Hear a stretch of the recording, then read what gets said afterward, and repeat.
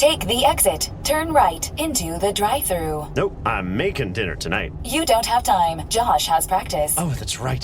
I'll just get a salad. And fries? No, just the salad. But salad cancels fries. Salad only. Fries. Salad. Fries. Food noise isn't fair, but Mochi Health is. The affordable GLP-1 source that puts you on the road to successful weight loss. Hey, can I get the... Fries. Salad.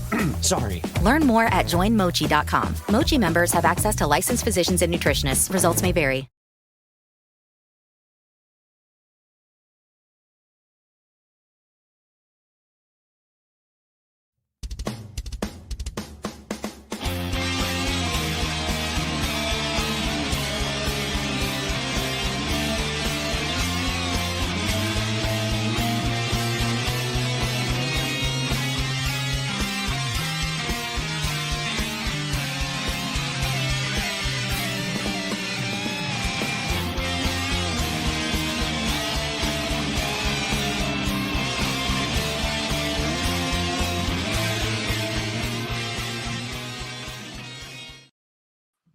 What is going on, everybody? We're here. We're a little late, but what does it matter? All I've learned is that where I rank on John's scale of people is very, very low because it took me messaging his wife on Facebook for him to realize that he was missing the show. None of my calls were apparently going through, but his wife got through. Oh, wait a minute. Time out. Number one. I don't know what you're talking about. I didn't see that message. You didn't message her on Facebook. Oh, I did. The message I sent her was, Hola, I wouldn't normally reach out, but John is never late for anything. He's usually annoyingly early. Have you heard from him? Did she respond? Yeah, she said he was mowing the grass when I left him. Did you call? And I said, of course I called. I wonder if he forgot. She said, probably. And then I said, LOL. Okay. I mean, well, you are pushing 50, so. Okay. And now I need to let her know that that you're still alive and that with I'm us. still okay. Justin was convinced that you'd passed on, and maybe we should start calling morgues because you're never late. And then we invoked the teacher rule that if your teacher doesn't show up to class within 15 minutes, you get to cancel the class. So if you hadn't gotten a hold of us when you did, the show was going to be canceled for the week. Okay, can I bring a week off? Can I defend myself here? You could try. Okay. Number one, Yeah, I forgot that we were recording it at 6. Oh well. I did because I was thinking it was still 7 o'clock because last time we did this we moved it to 6 and I did say to everybody that was our permanent time. I just plumb forgot. And yes, I was mowing the yard. I was trying to mow the yard one final time so I wouldn't have to worry about that. What are you doing? I'm giving you a platform to speak your case. Well, there you go. I'm sorry. Hey, things happen. I'm not Mr. Perfect. He's dead. So, but we're here. We're here and we're ready to talk about Matlock, right? Because I'm excited to talk about it. We are, and I am also very excited to talk about it. The Matlock reboot with Kathy Bates has been so good this season. I think it's off to a better start than season 1, honestly. And episode 2's constant references to the original series was fantastic. So, no spoiler. It's mild spoilers. So, I'm not going to get into specifics, but she's working a case where the judge is a big fan of the original series, Matlock, and she says her name, and then there's a lot of back and forth. Well, Ben Matlock would have, blah, blah, blah. But it was really funny, and the season has been extraordinary. I am so glad that I'm enjoying it. My wife and I, that's our show to watch together. So we have to coordinate a little bit, and her work schedule and my work schedule and that haven't jived yet, but they've only done tonight would be the 3rd episode. The 3rd episode's already done. It's not on. It's a Thursday. It's a Thursday show. That's right. It's a Thursday show. So they was a special occasion, but yeah, episode 3 is aired and it's solid. Okay, cool. Well, let's jump into what you're watching, man, because I have a couple of things to discuss, and I'm eagerly hopeful that one of these things I've recently watched, you have watched as well, so we could compare notes. But what are you watching right now? We'll start with you. I am watching everything, John. So it was announced that Hulu is going to be no more very, very soon. Everything's moving over to Disney Plus. And so what I've been doing this week is I'm starting to move my shows over there. So I'm going to Hulu, seeing where I'm at with a particular show, then going over to Disney Plus to actually watch the show. So 911 is a batshit show, but I absolutely love it. There's nothing. I mean, maybe just a little bit of that show is realistic. The rest of it is just crazy, and I'm there for the crazy.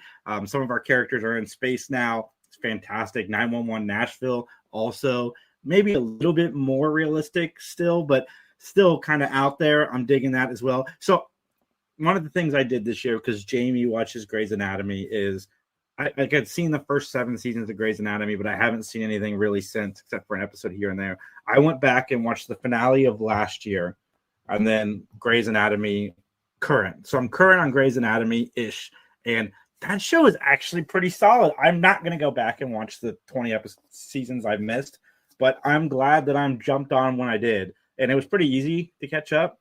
You know, the characters, it's pretty easy. And there's one thing that bothers me, but it's fine. But overall, I'm digging that. Like I'm watching it all, John. And I also am watching this fun show over on the PVD cast sponsored Tubi. It's called Nightmares. I talked about this a little bit on 3 Geeks yesterday. It has Mariska Haggerty was a character on the show. Lori Petty, who's super talented even back then. You could tell she was going to be something, and I'm digging that so far. Very low budget, but it's fun. Well, we talked about that the last episode, didn't we? Because we had a guest star that was on the Freddy TV show, and because we looked it up, and you said it was on a Fox. Okay. No, right. It wasn't. Yeah, well, it wasn't through Fox. I said it was through Fox, and you go, no, it was actually syndicated, like all the Xena Warrior Princess and Hercules and Star Trek TNG and that. Yeah, but it's good, man. I don't know if I was watching at the time or if I was just talking about watching it, but maybe that's what got me to watch it. But I'm digging it so far. I'm like 5 or 6 episodes in. It's more or less a Tales from the Crypt based in the town that Freddy's from, but Freddy is only like a main character in a few episodes. But so far it's fun. And hold on, I gotta tell you this because I didn't get a chance to really get into it last night in 3 Geeks, and I just want to say that Max's fantasy football team just decided to like lay down against me, and they're about to give me my 7th win of the season. I'm about to be 7-1 in the series. You see that 139-46? Yeah, dude, I'm killing fantasy football. He has a 1% chance of catching up to me, but it's not looking good. And here's the irony, folks. Jason, not a sports guy. No, but fantasy football is about the numbers. It's not about the sports. It's about the numbers and stats and averages. But it's true. Fun. Well, it is fun to beat that. How's he feel? How's he taking the news? Who, Max? He took it pretty good. What do you say to me? Good game. I don't think I can hang this week. My best player doesn't even have 1 point yet. No, that's not good. No. Well, what have I been watching? I finally watched The Naked Gun, the new version. You and I talked about it on the phone. Fantastic. I mean, absolutely amazing. I can't. There's no words to describe just how awesome that movie is. They've done a fantastic job with it. Rang true to the original. I mean, yeah, I really loved it. I really liked it, man. I know you did as well. It is. So, spoof comedy is a genre that died with Scary Movie 4, 5, 6, and however many more they made. I'm looking forward to Scary Movie 6 because the Waynes are back. But this movie gave me hope for the future of this genre. And I can't wait till we get our physical copies next week for the podcast because this is one I want to own. And, dude, it was so good. Liam Neeson stepping into the shoes of Leslie Nielsen is brilliant casting. One thing I like, Seth MacFarlane produced it. He didn't direct it. But one of the things I respect about Seth MacFarlane a whole lot is when he takes on a project, whether it's the Star Trek show he has. I'm sorry, I'm blanking on the name. The Orville. Or something like this. He's very true to what that's supposed to be. And in this case, like now, so many spoof movies, especially what happened with the Scary Movie franchise and a lot of the stuff that came out after, like Meet the Spartans, is it all went extremely raunchy instead of just doing good jokes. And Naked Gun stayed away. There's some raunchy comedy in it, but it's not the whole movie. And dude, it's brilliant. Pamela Anderson, like the entire casting, the coffee joke I thought would get old after a while. It does not get old. I laughed every time they gave him a new coffee. Even when he's driving on the freeway and somebody reaches in and hands him a new coffee. Like, it's such a good movie. Yeah, I really enjoyed it. I again can't say enough about it. But speaking of spoof movies, last night I was at a friend's Halloween party, and we watched a movie called Freaky. Have you heard about it? I have not. It stars Vince Vaughn and Catherine Newton. Yeah, okay, you have seen this. Yes, dude. This is why I like Blumhouse, because this studio will make anything. They will let their people make their movie, and this is the hot chick but better, like the Rob Schneider movie. Yes. Yeah. So for those that don't know, it's Freaky Friday, but instead of swapping bodies between a daughter and a mom, it's a high school student and a serial killer played by Vince Vaughn, who I thought did a great job. Yeah, especially, again, it's literally hot chick because it's a guy switching with a teenage girl. But it's he does such a good job. I think body swap movies are icky, so anytime I like one, it's a big deal. But yeah, he did such a good job as the teenage girl and as the serial killer, and she did a good job too. Yeah, she did as well. In fact, you may not know the name Catherine Newton, but she's been in a lot of things. If you IMDb her, she's been in like Bad Teacher. She was in it's not Annabelle, but what's the other single named horror film? Huh? None? Abigail. Yes. It's not Abigail. She was in that. She's been in some stuff because as soon as I saw her, I'm like, I've seen her before. So, but yeah, she was in Blocker. She was in Big Little Lies. Yes. So, hey, if you're looking for something this week for Halloween, I recommend Freaky. It's a fun movie. It's really good. It's a really fun movie. And the last one is, of course, on Tubi, my favorite streaming service. I watched a movie called The Man from Nowhere. It's a South Korean film. It too has kind of is a little bit formulaic, but it's about a guy who is he's kind of erased from history because he was like the one of the black ops operatives for the South Korean army, but his wife was killed and his kid was killed, and so he's left kind of like the Punisher, looking for revenge. And he tries to stay out of trouble, but it turns out trouble finds him. And it's just a fun kung fu movie. I think it was made in 2010 or 2011. It's a really fun flick, especially if you like all the hi-ya, kung fu and whatnot, and a good story. So what kind of kung fu, John? The hi-ya. Yeah. Hi-ya! All right. Are you ready to talk about this week's episode of Matlock, Jason? John, I've been ready since 6:50 or 5:50 when I showed up. Yeah, I know. Anyways, well then let's go on and get into our opening statement. Well, the episode that we are going to review and discuss is called The Class, and the original air date is January 21st, 1993. And we have a few guest stars that we need to talk about. The first one is Mert Hatfield. He will be playing the role of Steve, and actually, he's going to be in a couple of other episodes of Matlock this season as the same character, Steve, who's a detective. But you may know him as the mayor in Leatherheads, the policeman in Lolita, the cop in Weekend at Bernie's, the firebomber in Mississippi Burning, the arbitrator in Joanna Man, union rep in the Ryan White story, and as I said, 3 other upcoming Matlock roles all this season as the same guy. Of course, Detective Steve. Question, Jason, are you familiar with the Ryan White story? Because it was a TV movie. I am not familiar with the Ryan White story. Okay, because I remember when it came out, it was kind of a big deal. In fact, Ryan White was a big deal. Ryan White was a middle school student or a high school student. I don't remember how old he was, but he received blood transfusion and caught AIDS. And, I think this was like early 84, 85. And there was a big outrage about it.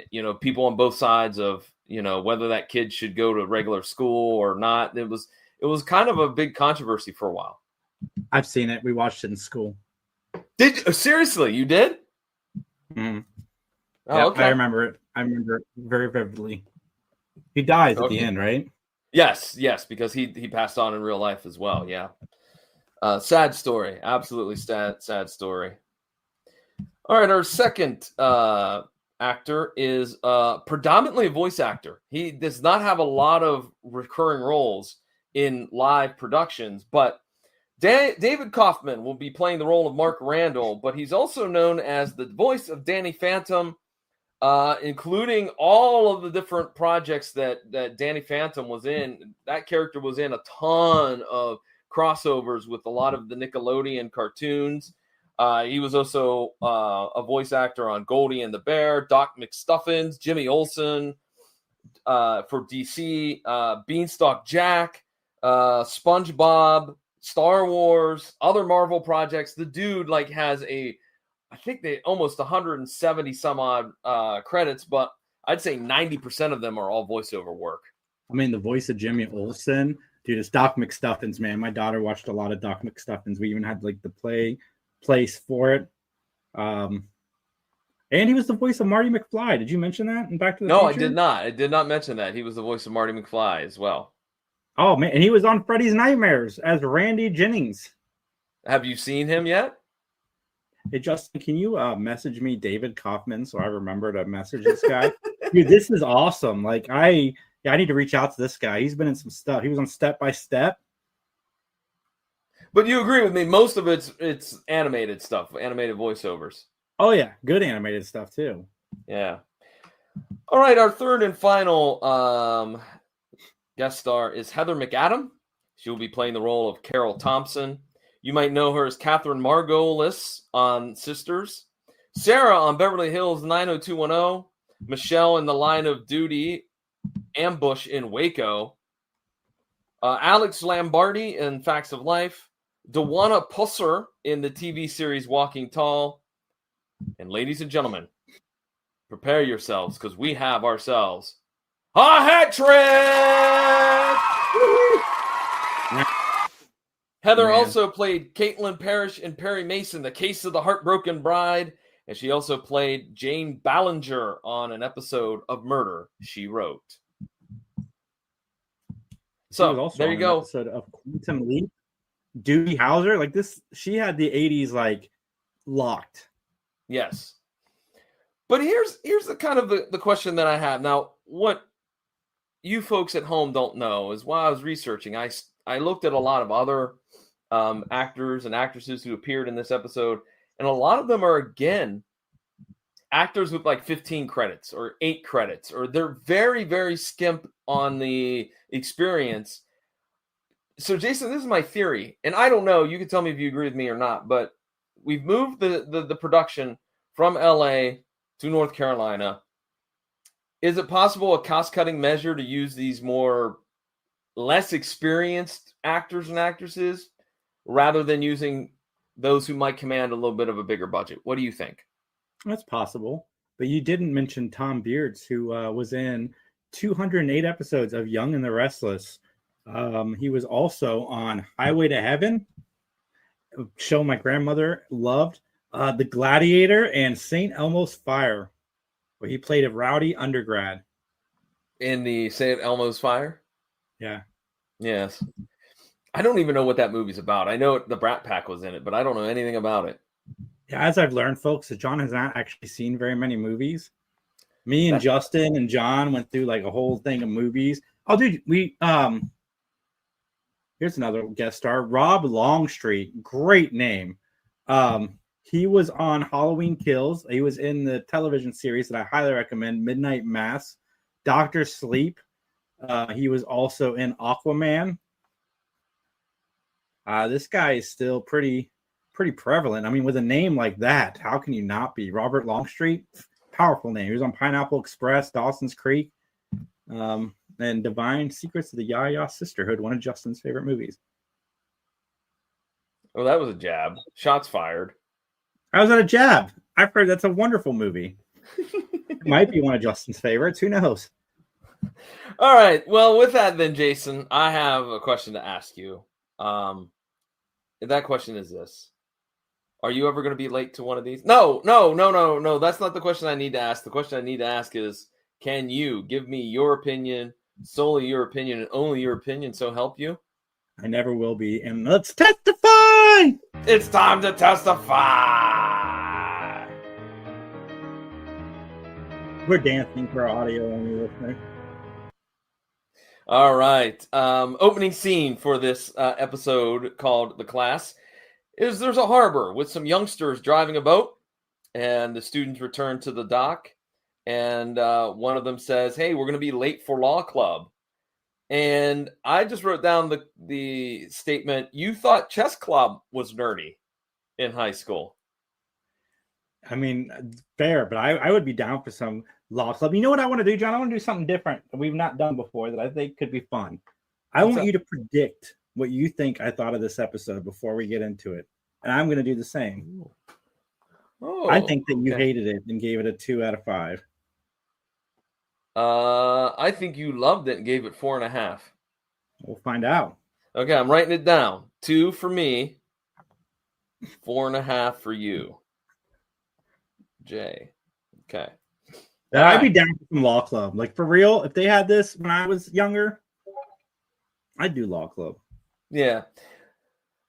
Mark and Carol, they discuss studying law, and Mark kind of hits on the lady in red. I mean, what was that outfit she was wearing? It was a red top with like white skirt and red leggings. I'm like, wait, what is this, man? I mean, again, at least there was no shoulder pads, but I digress. Right. So we go to a scene in the courtroom where Ben is holding court. See what I did there? Yeah, he's holding on to it.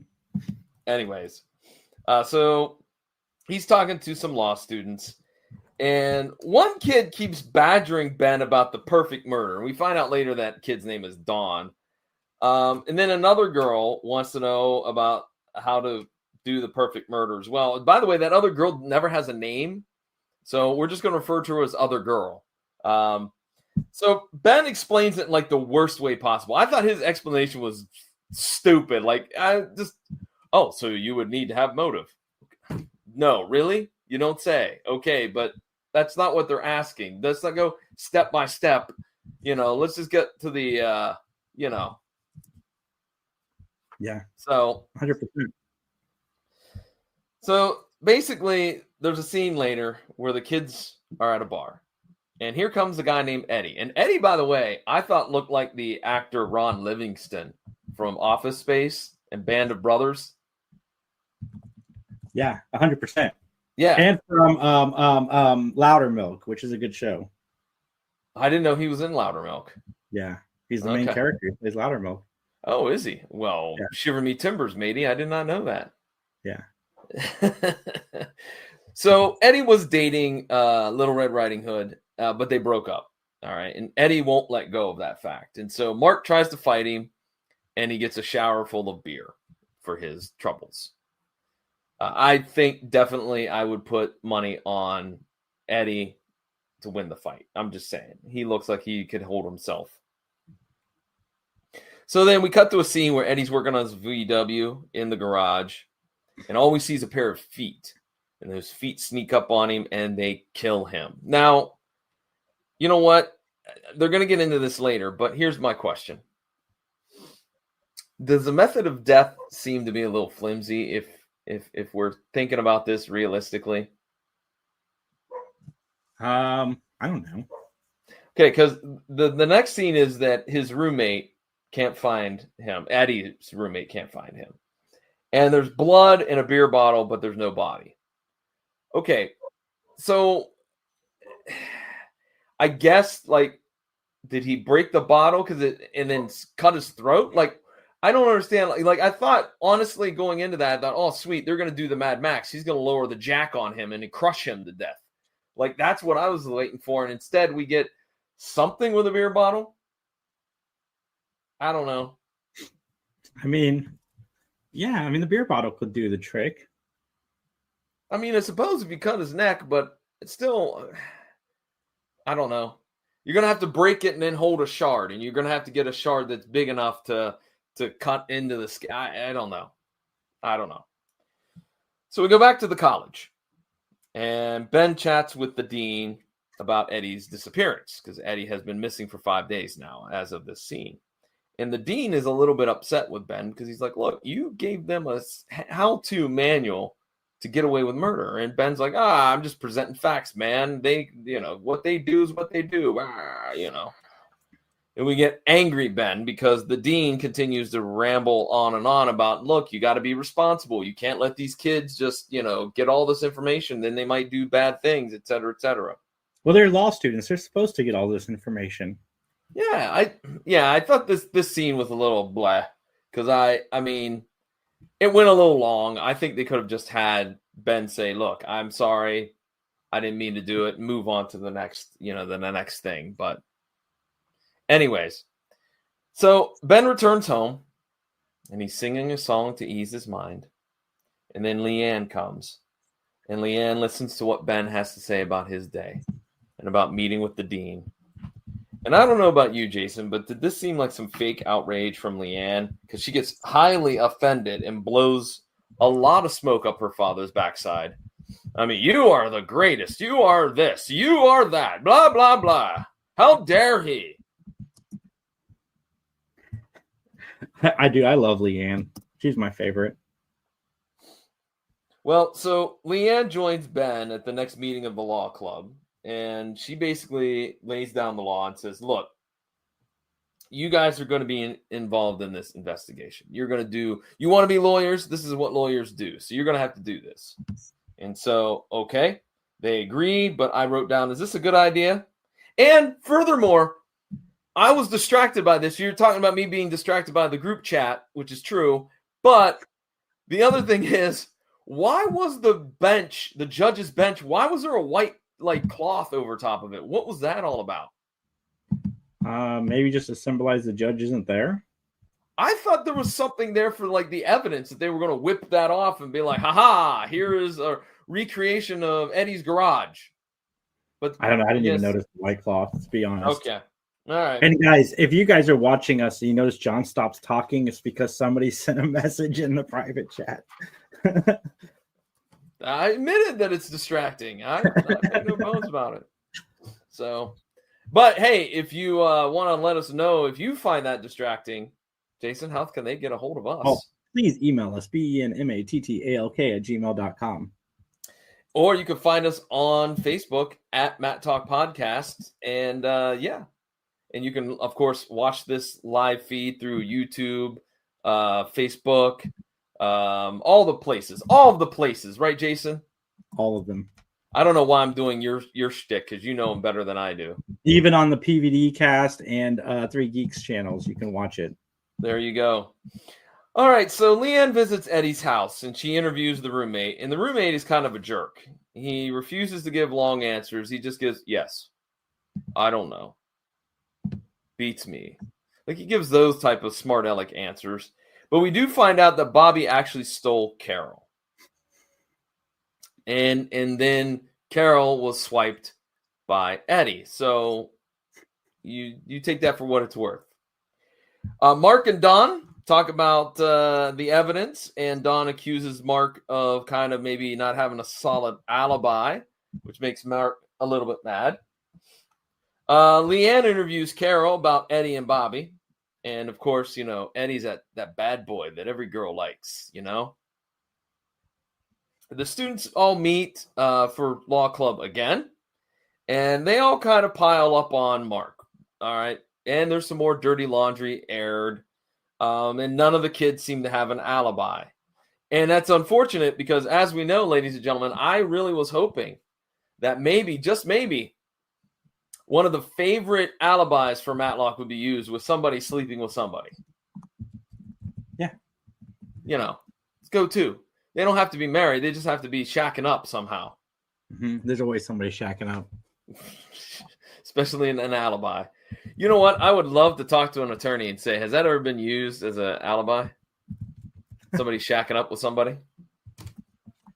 Well, the random girl, she defends Bobby and says that they live in the same complex, and she can attest that on the night of the murder, Bobby's car was there because it's a sweet, like, 1967 Mustang hatchback. So, also in this meeting, Don admits to everybody that Eddie had stole his girl. All right, and that's why he did not much care for Don, and that puts Don on the radar. All right, so Leanne goes to interview a backstage worker because Don's alibi is that he was in a play. And so Don is one of the chorus kids, and he's dressed as Nixon in a mask. So for those folks that have seen the movie Heat, you know, those type of like presidential masks, that's what he was wearing, one of Richard Nixon. And I found it interesting that it was Nixon because I'm like, we've had a few presidents that are probably as bad as him that we could have used, I don't know, somebody else's likeness, I guess. I don't know. Or do you think it was like, oh, Nixon's far enough in the past, we don't have to ask for permission to use his likeness? Well, Nixon's likeness is just funny. I love seeing his mask. Because there's even that 70s show episode where they streak and he's got a Nixon mask on. Oh, that's true. I forgot. You know what? I forgot about that for that 70s show. Yeah. Okay. All right. But you're right, too. He is an ugly dude. So, but anyways, I also enjoyed that Don hits on Leanne. Hey, would you like to have a coffee afterwards? How about dinner? We go to police headquarters. And Leanne, Mark, and Carol talk with Detective Steve, and he shares the evidence that they've collected. But really, there's not much to go on. All right. And I also put down this, and I know that this is probably going to get some heat, but boy, Detective Steve has some wild eyebrows. Trim those sons of guns. All right. Trim them. Man, you noticed some of the weirdest things. I didn't notice the sheet. I didn't notice the eyebrows. Maybe I'm just not watching it close enough. Like I need to watch it better, I guess. Well, I'll share. Like the woolly, out of control eyebrows. I know it's an old man thing, but damn it, trim them. All right. When you go to the barber will trim them. That's no problem. It's not even at my barbershop. It's not even extra. They'll do it just real quick for you, man. I mean, I'm not afraid to share that. You know, sometimes I'm like, hey, they're looking a little rough. Can you just touch them up? And John will know, guys, because he'll ask if it's an upcharge. How much is that? 30 cents? I'm not paying that. Will you just do it for free? You already got the clippers. You're in front of my face. Okay. I could see you negotiating an eyebrow cut. No, I can't give you 30 cents. I'll give you 20. All right. Well, we go back to another chat between the dean and Ben, and it's revealed that Mark was a finalist to get some big-time scholarship, but Eddie won it, and Mark accused Eddie of cheating. So that's why that's another reason why Mark does not much care for Eddie. Leanne interviews Mark and the rest of the kids about evidence against them. It's very nice that they all kind of turn against one another. And then Don and Carol argue in the hallway about how could you set me up like that? Why would you say that? Et cetera, et cetera.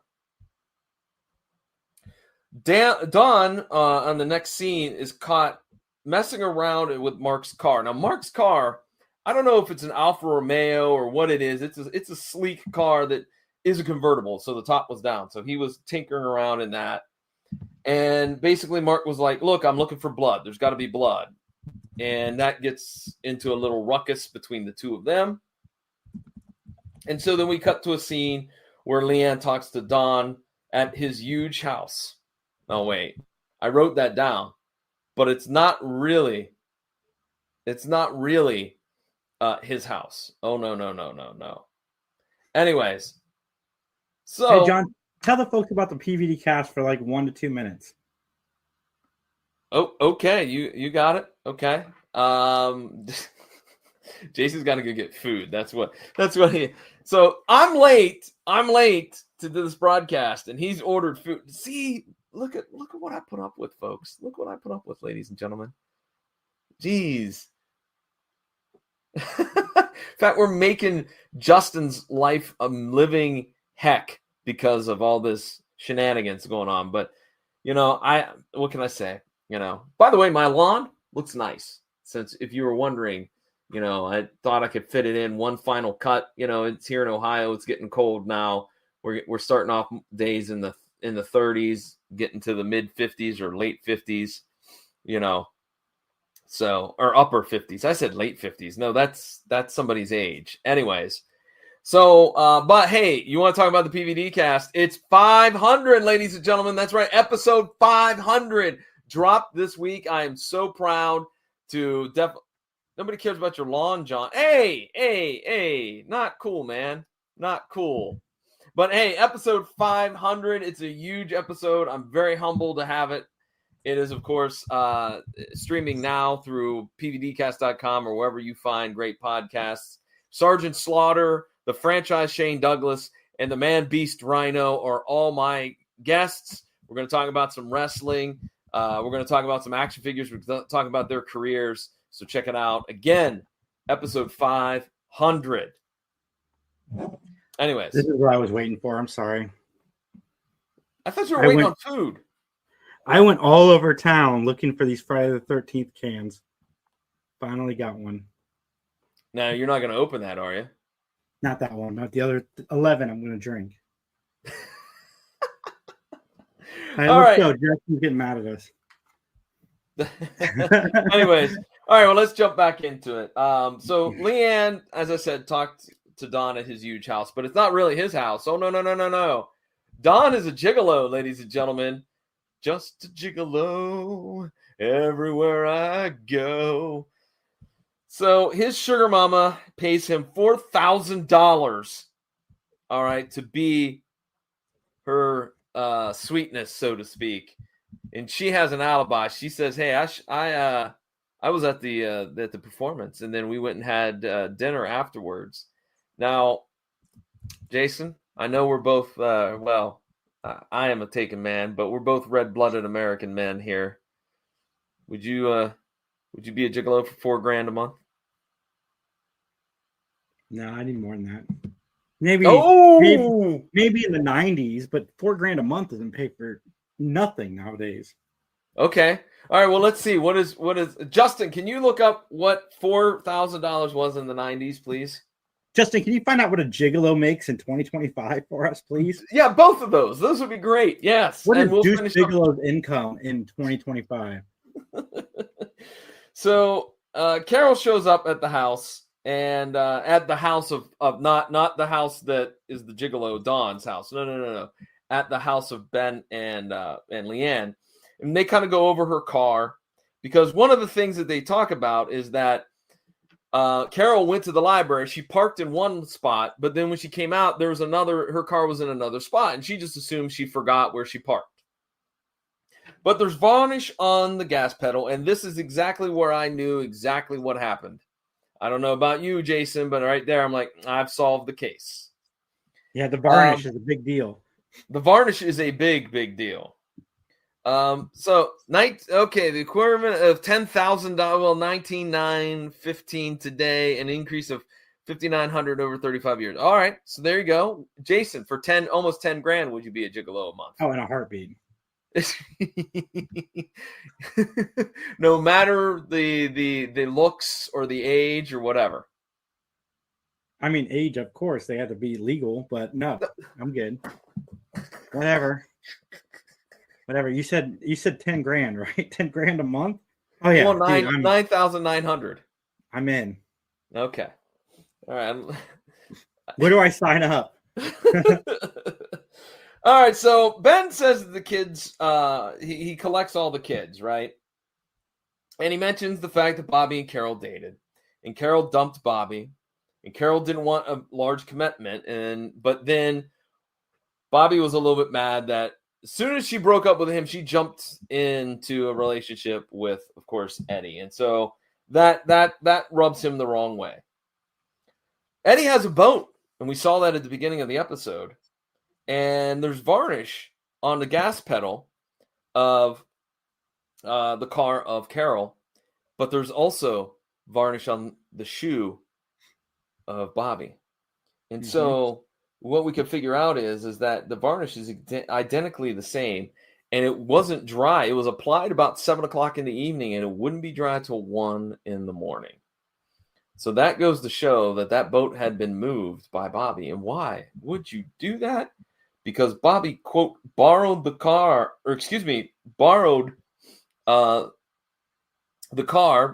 from Carol. Yeah, that's correct. I'm sorry, folks. Bobby borrowed the set of keys that he had, which I thought, look, when you break up with somebody, it's pretty wise to get their keys, especially all the copies from them, right? I mean, you don't leave your keys with your ex. I mean, now that I know that, Atlanta is the safest city in town, in the world, that they don't need to lock their doors. Maybe they don't need to lock their cars either. I mean, I barely want to give keys to like a current, but to an ex.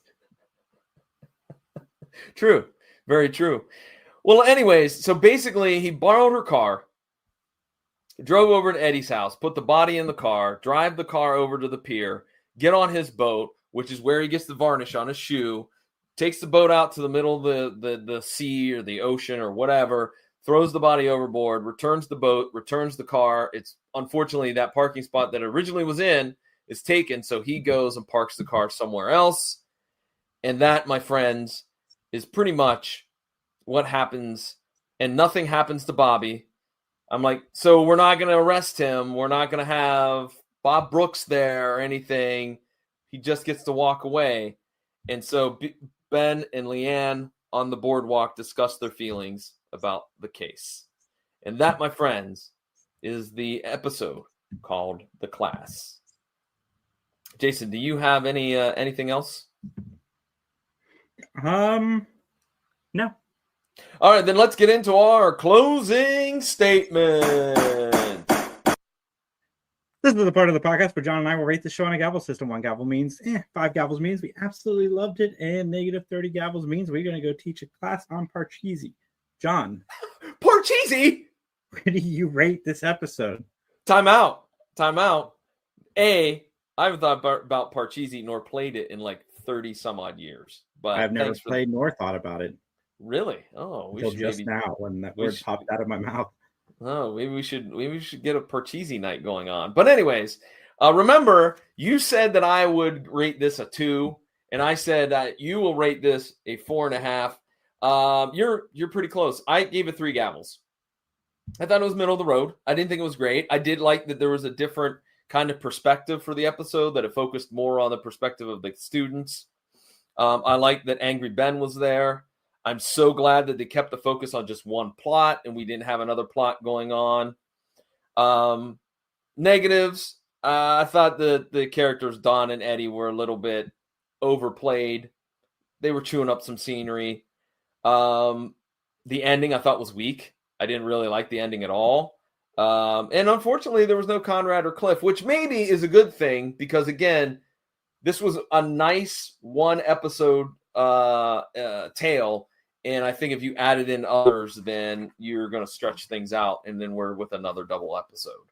All the double episodes. I give this episode, I give it a 3.5. So I guess close in your regards as well, because I did enjoy it. I'm actually enjoying the season so far. I did not expect to enjoy the season because I've heard nothing but awful things. But so far, so good. We'll see when it goes off the rails for me at least. But I'm in. I thought it was fun. I thought the containment in the class, we are left to assume that, he got arrested at the end of the episode or after the events. But it was a good time. Cool. All right. Jason, what's going on with the 3 Geeks podcast? We have an interview with Ernie Altbaker coming out this week. Justin did it the interview, and he is the writer of Aztec Batman, which I really cannot wait to see. He gets into it with Justin about that. He's got a new Kickstarter coming out. All that will be in the descriptions with that video. But we're live Saturday at 7 p.m. Yes, we're going to be back to doing live shows again. I promise. All of our lives hopefully will stop lifing and we can come together and finish this year out strong. Man, I'm going to be in the theater a lot the next couple of weeks. We got Predator, we got Wicked. I can't wait to be done with this so I can go watch It Welcome to Derry today. Cool. Well, I've already plugged it a little bit with our one little break, but it is episode 500 of the PVD cast. Again, honestly, I'm very proud. I'm very humbled. Tubi.com, coupon code PVDcast. Well, I do not have a sponsorship with Tubi. I just like the catalog. Free with that coupon code. It's free. You're gonna laugh when I get a sponsorship from them. Me? Anyways, episode 500 takes place from Monroe, Michigan, and Monroe Comic Con. My panel discussion with Sergeant Slaughter, WWE Hall of Fame, and living G.I. Joe. The Man Beast Rhino, who's a former ECW champion and a multi-time champion all over the place. And, of course, the franchise Shane Douglas, also an ECW World Heavyweight Champion, as well as many other titles he held. So check it out. It's a great episode. I'm really proud of it. And now we're off to episode 501 here next week. So, Jason, with that, shall we go ahead and get on out of here? We shall, John. And as they say in court, nothing further.